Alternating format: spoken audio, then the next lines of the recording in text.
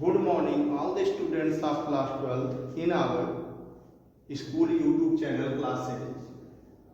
Today, I am going to explain the second method of formation of Williamson synthesis. In the last class, I am already discussed the first method by the dehydration of alcohol and also the mechanism of the reaction. The second method, that is important naming method. In your exam, the question asks write short note on Williamson synthesis, and also write the important method by which both types of alkenes are obtained, ether are obtained, symmetrical and unsymmetrical. That is Williamson synthesis. Okay. What is Williamson synthesis? It is the best method of formation of ether. यह सबसे अच्छा method है किसको बनाने का, ether को बनाने का. कहाँ पे? Lab. It is the best method of formation of ether in the lab. How ether is obtained in the lab? When alkyl halide reacts, haloalkane react with sodium alkoxide, that is sodium, okay, alkyl group plus oxygen, sodium alkoxide, that is alkyl halide. Okay, when alkyl halide reacts with sodium alkoxide, ether is obtained, that is symmetrical and also unsymmetrical by the elimination of metal halide.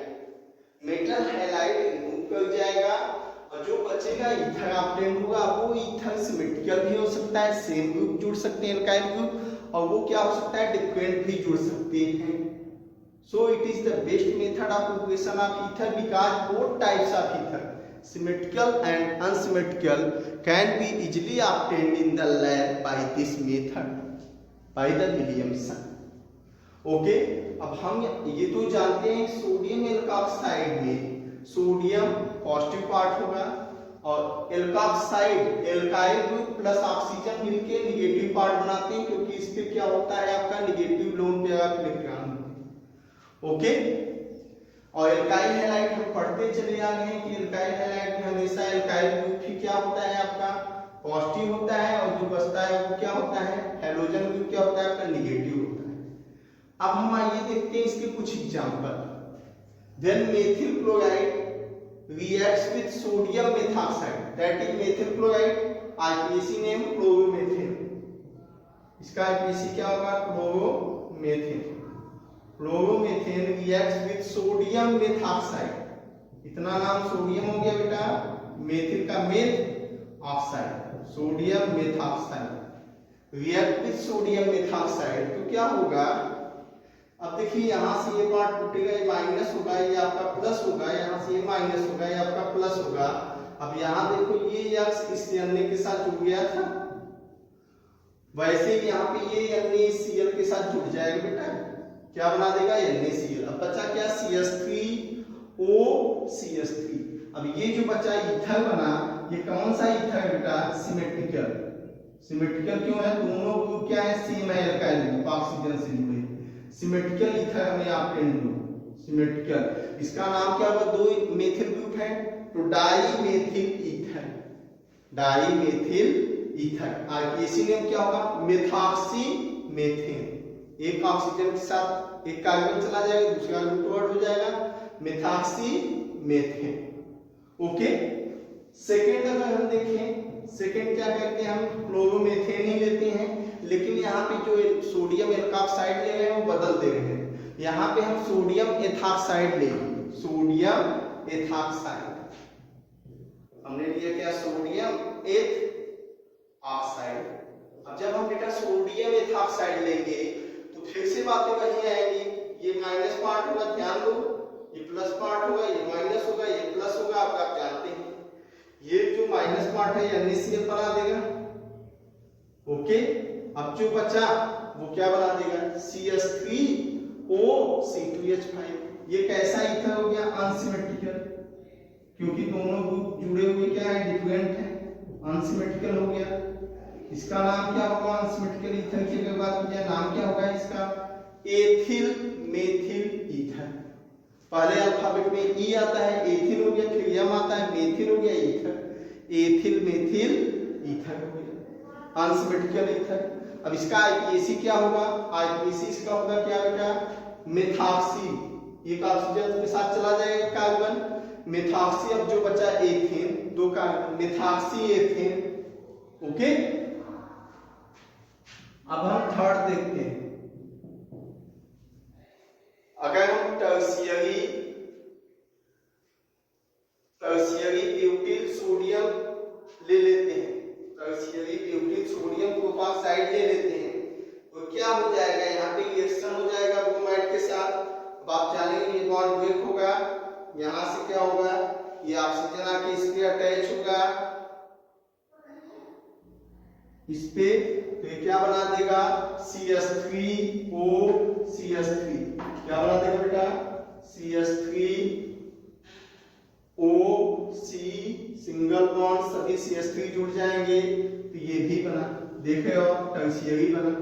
लेकिन यहाँ पे आप देख रहे हो जो नाम बना, ये जो कंपाउंड बना ये भी ईथर ही है, लेकिन आप देख रहे हैं कि हम आसानी से बना सकते हैं प्राइमरी एल्काइल हैलाइड से, तो हम बना सकते हैं ईथर को, सेकेंडरी से भी बना सकते हैं, लेकिन टर्शियरी एल्काइल हैलाइड से हम नहीं बना सकते, क्योंकि जब टर्शियरी एल्काइल हैलाइड लेते हैं तो उसका क्या हो जाता है? सब्स्टिट्यूशन हो जाता है, विस्थापन हो जाता है, और सब्स्टिट्यूशन होने से वहां पे ईथर नहीं बनता बेटा, क्या बनता है? एल्कीन बनता है।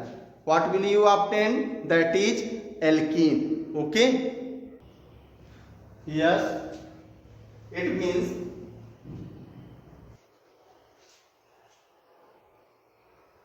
better result are obtained when primary or secondary halide is used।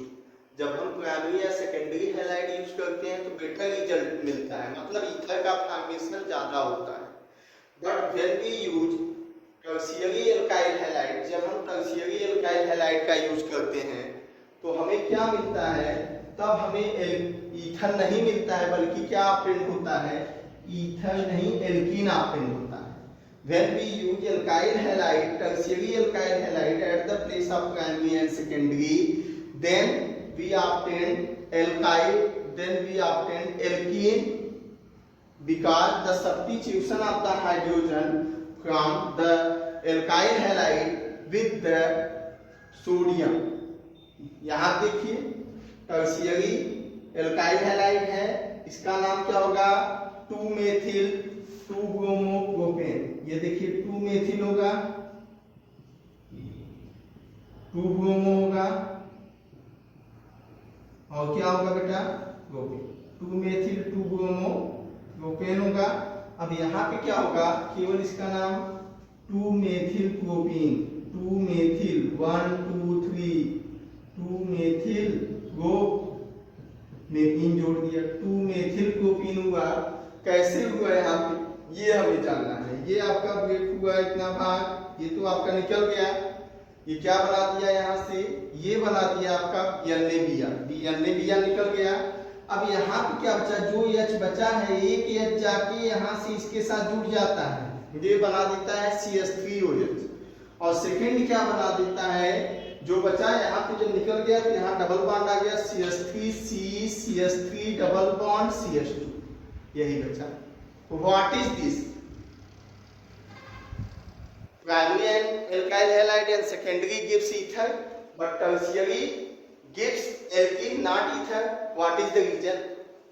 The reason is only one, that is in this reaction, Williamson synthesis, this sodium